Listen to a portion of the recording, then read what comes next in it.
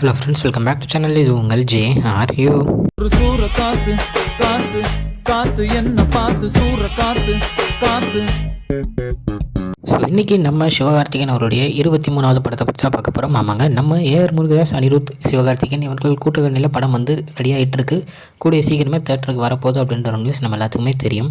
So படத்துடைய பூஜையிலேருந்தே படம் வந்து எப்படி இருக்க போகுது அப்படின்ற ஒரு எதிர்பார்ப்பு எல்லாத்துக்குமே இருந்துகிட்டு இருந்துச்சு. ஏன்னா படத்தில் இருக்கிற கேரக்டர்ஸ் அப்படிப்பட்டவங்களாக இருந்தாங்க. நம்ம விக்ராந்த் இருக்கார், தென் பார்த்தீங்கன்னா நம்ம வித்யுத் ஜம்பால் இருக்கார், தென் மலையாள ஆக்டர் ஒருத்தர் இருக்காங்க. இந்த மாதிரி ரெண்டு மூணு பேர் இருக்காங்க, மலையாள ஆக்டர்ஸே சொல்லலாம். இந்த மாதிரி நிறைய கேரக்டர்ஸ் உள்ளே இருக்கிறனால என்ன மாதிரியான கதையாக இருக்கும் அப்படின்ற ஒரு எதிர்பார்ப்பு நிறைய பேருக்கு இருந்துச்சு. ஸோ இப்போது படத்துலேருந்து இத்தனை நாள் நீங்கள் வெயிட் பண்ணது போதும், இதுக்கப்புறம் உங்களுக்கு அப்டேட்ஸ் கண்டினியூவாக வரும் அப்படின்ற ஒரு இதோட அந்த படத்துடைய ப்ரொடியூசர் டீம் வந்து வந்திருக்காங்க. ஸோ கூடிய சீக்கிரமே ஒரு அப்டேட் வரப்போகுது அப்படின்னு சொல்லியிருந்தாங்க. ஸோ அதுக்கேற்ற மாதிரி பார்த்தீங்கன்னா நம்ம February 17 வந்து நம்ம சிவகார்த்திகேயனுடைய பர்த்டே.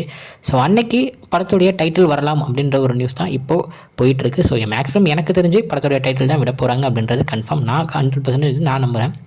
ஸோ படத்தோட டைட்டில் வந்து பார்த்திங்கன்னா, நம்ம இப்போ ரீசெண்டாக நம்ம சிவகார்த்திகேயன் அவருடைய சுதா அவங்க ப்ராஜெக்ட் வந்து பார்த்தோம், பராசக்தி அப்படின்ற மாதிரி வச்சுருந்தாங்க. ஸோ இந்த படத்துக்குடைய ப்ராஜெக்ட் வந்து ஒரு நல்ல ப்ரிப்பேராக ஒரு பழைய படத்துடைய பேர் மாதிரி இருக்கும் அப்படின்ற ஒரு நியூஸ் போயிட்டுருக்கு. பட் ஆனால் அது உண்மையாக பொய்யா அப்படின்றது தெரியல.